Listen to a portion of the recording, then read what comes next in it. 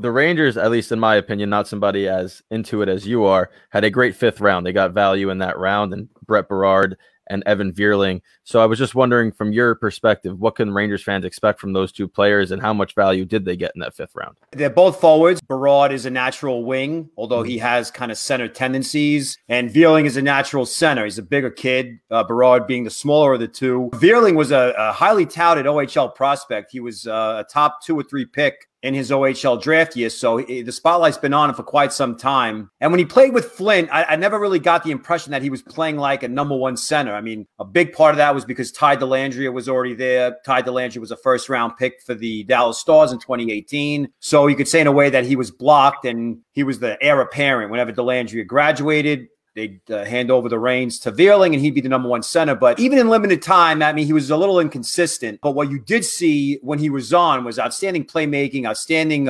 vision, agility. He's kind of an inside player, not one of these guys that just stays to the outside and waits for things to happen. He likes to be the guy that drives play, whether it be in the offensive zone, in the neutral zone. And then he got traded to Barrie in the middle of the season, and Barrie was, I guess, more of a contender than Flint was. And when he got to Barrie, he became their top-line center. It was probably what drove the trade, because Barrie already had a premier wing prospect in Ty Forrester, and Forrester was a 1st-round pick this year of Philadelphia. So when they paired up Vierling with Forster and then added another kid named Ethan Cardwell in another trade, that line very quickly became one of the top lines in the OHL, and Vierling had a lot to do with it. Now, granted, Forster's a self-sufficient, high-volume shooter and scorer, so he was already an MVP candidate before Vierling showed up. But it was good to see Vierling, had that instant chemistry with a big-time finisher like Forster, and, of course, playing with a guy like Cardwell as well. So you're getting a 200-foot type. I wouldn't say he's like a shutdown type of this defensive stopper. He's more of an offense-first kind, but his playmaking and his vision is what really stand out. So maybe 2 or 3 years ago, we would have projected Vierling to be a potential 1st or 2nd-round pick. Maybe scouts felt that because he wasn't all that great in Flint, and that maybe he was more of a product of Forster once he got to Barrie, that's why he was drafted as low as he was. But I think it was really good value, and he definitely helps add to the Rangers' center depth, because they didn't have a whole lot of center depth coming into the draft. As for Berard, I mean, listen, I love the kid. He doesn't have any red flags. The only thing holding him back is his size. He's about 5'8" or 5'9", but he plays like a really aggressive, mean, angry kid, in addition to having all these elite puck skills. I mean, the NTDP last season was more of a defense-first, tight-checking, physical group, as opposed to previous editions where they, it's running gun finesse. And so out of that forward group on the NTDP, he was one of the better puck possessors, finesse guys, playmakers, didn't require a whole lot of help on his wings or from his center to make things happen. Enters the zone with a ton of speed. He just makes smart decisions. And then on top of that, you get toughness, the courage. He doesn't back down. You think of smaller players who are quick and highly skilled, you might kind of categorize them as being finesse types who stay to the outside and need perfect conditions to make things happen. But that's not the case with Berard. He's a line driver, and he's going to a big-time program in Providence, and they require their forwards to be effective in all 3 zones, both on and off the puck. So I think that he'll definitely be able to improve his defensive play. Not that it was anything bad, but when he played against college kids for the NTDP, remember they play about 10 to 15 games against premier college programs. They play Boston University, they play Minnesota, Michigan, Wisconsin. And I never got the impression that Berard was intimidated. The stats might have been gaudier against his own peers, but still, again, in those college games, he was able to dictate tempo, to be a dangerous guy, put the other team's defensemen on notice. So I think both the long-term projects, they'll have to make a decision sooner on Vierling because he's a CHL kid, whereas Berard, they could let him sit in Providence for 4 years before they decide on giving him a contract or not. But both very good playmakers. So I like what they did in that 5th round. Yeah, and it's amazing that size still has that much of a weight when you see somebody like a Braden Point, who is technically undersized, light up a postseason like he did last year.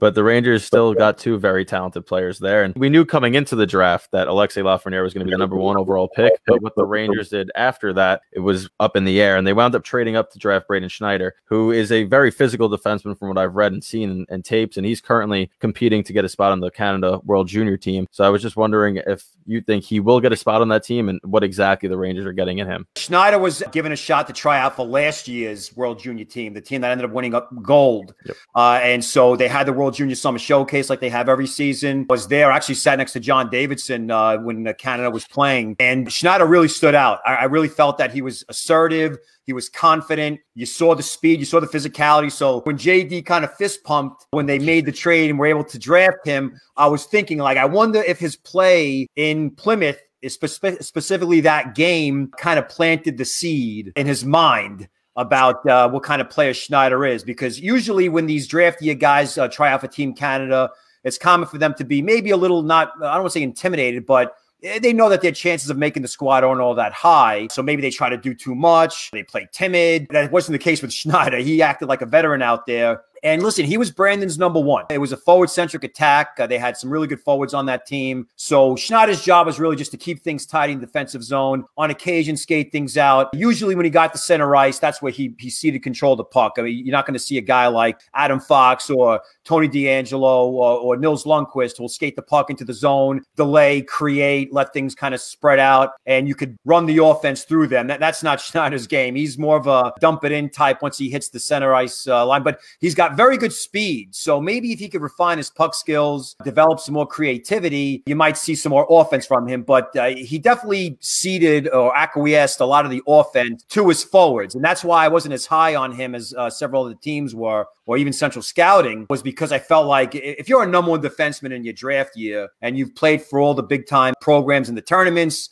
you're on Hockey Canada's radar, you need to do more offensively, like in terms of like dominate games offensively, not all the time, but show that you have the ability to do that. And I really never got that impression from Schneider.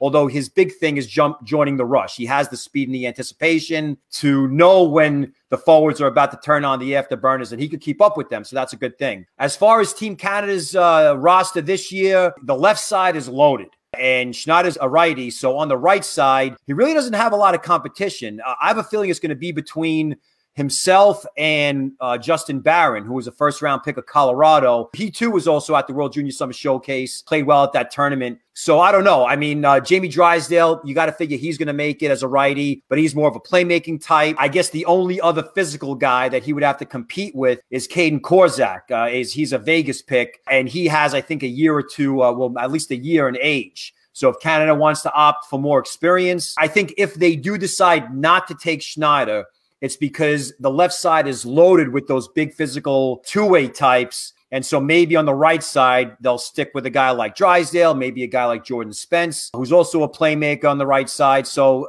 it's going to be difficult. But again, I think he played really well at the WJSS last year. And you got to think that Hockey Canada could find some use for Schneider, being a righty, being a good skater, the big physicality, cleaning up the front of the net. He plays also a disciplined game, so you don't have to worry too much about him taking really bad penalties when he tries to be physical, whereas some bigger defensemen have that issue. So I think he deserves it. It's just a matter of how Hockey Canada sees it.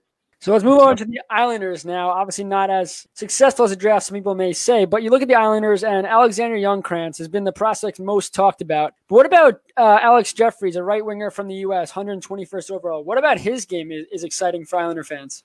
He's a big, mean. I mean, he's listed at 6 foot, but he looks a lot bigger on skates, and he's thick too. He's strong. He's a gym rat, rink rat. I mean, you name it. He cares a lot about his development. Not that all prospects don't, but I just got the sense that when you're a high school kid and you have that size, you already know that you're going to have a significant advantage over most of your opponents because you just don't have a lot of big kids playing high school prep hockey, whether it be Minnesota or whether it be Massachusetts, which are the two, I guess, prominent states that produce prep talent. But with Jeffries, listen, I mean, he's making the jump straight to Merrimack. He's not going to play in the USHL. I think he only has a couple of USHL games under his belt to begin with. But the thing about him, he's a goal scorer. And it seems like the Islanders in the last two drafts with their initial picks, their top pick or their second or third round picks, they're going for the goal scorers. They want their guys that know how to finish. So we saw that last year with Simon Holmstrom. And this year with their first 3 picks, they picked scoring wingers. I think Lundqvist is more of a dual threat where he could be a playmaker and a scorer. Dufour, the guy that they drafted this year out of the Quebec League, he's more of a playmaker than a finisher. But Jeffries is definitely a finisher. He could be a playmaker, but he's got an elite shot and release. And he's got really good speed as well, deceptive speed or maybe underrated speed and a pretty clean stride. But what you like about him beyond the puck skills and the scoring, because a lot of these kids could score at this level, it's his work ethic and his efforts off the ice. He's a hard worker. He's good off the puck. You can count on him to kill penalties. So we'll see. You know, he turned down some pretty offers, some pretty big offers from impressive schools.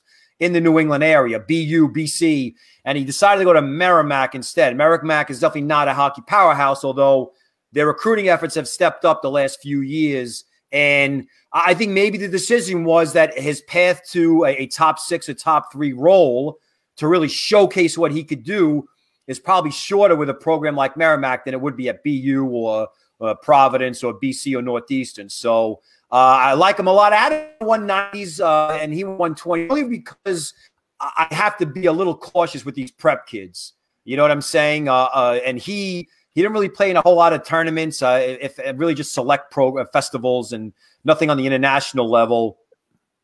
So we'll have to wait and see. But again, I think he was a really good pick for where he went.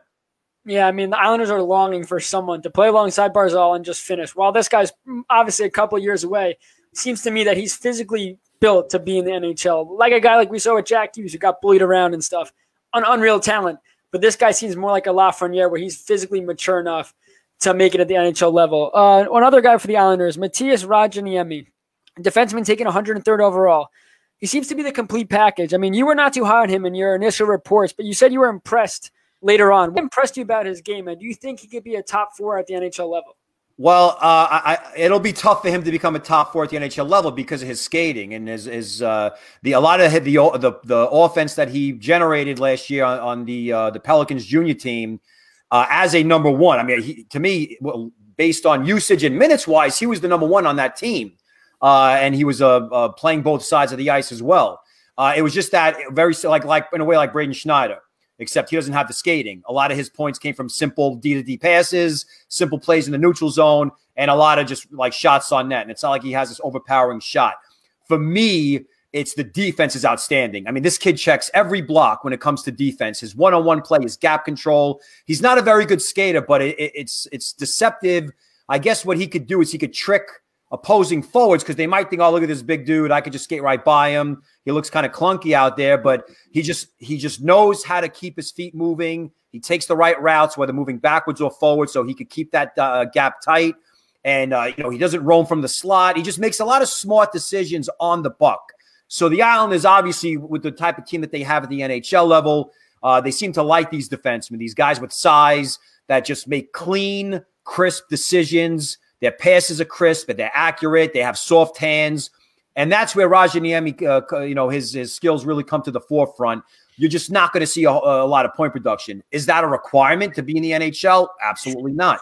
You could watch the playoffs any given season, and you see a lot of these big defensemen who don't put up points. They know that when the ice is tilted and they need someone to step up and make a key play, you're going to need a guy like Rajaniemi. And a lot of it ties into hockey sense, anticipation, guessing where the puck's going to go, guessing where the weak side dangers are going to come from. And that's where he really excels. And so I couldn't give him a high grade because of the skating and the lack of offense. But if I'm grading on strictly defensive defensemen, he'd be in the top, I would say, 25 of the entire draft.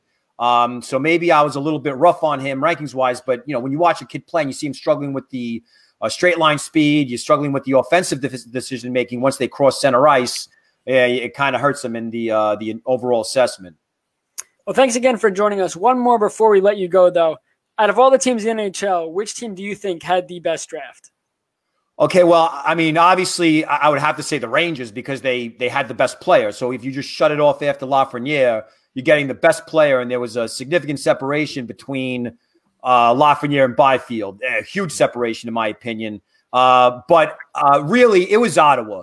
And I know a lot of the Ottawa Senators fans might disagree with me, but they walked away with one of the top 2 talents in the draft outside of Lafreniere, and they drafted arguably the best defenseman in the draft. So when you could walk away with impact players like Stutzler and Sanderson, everything else after that is gravy. But then what they did thereafter, Wrigley Gregg is a fantastic energy player. They got him in the first round. Then Robbie Jorventi, one of the best goal scorers in the entire draft. So I know a lot of Sens fans wanted some more big names with those second and third round picks, but anytime you walk away with 2 top 5 talents, and Sanderson and Stutzler definitely were that, you have to give them a high grade. And then I'd also give high grades to Carolina and Florida as well. They drafted a lot of kids that I had in my top 90 throughout the draft. I think they got first round quality in 3 or 4 of their picks apiece. So those, if I'm going to give out grades, I'd give all those teams A pluses.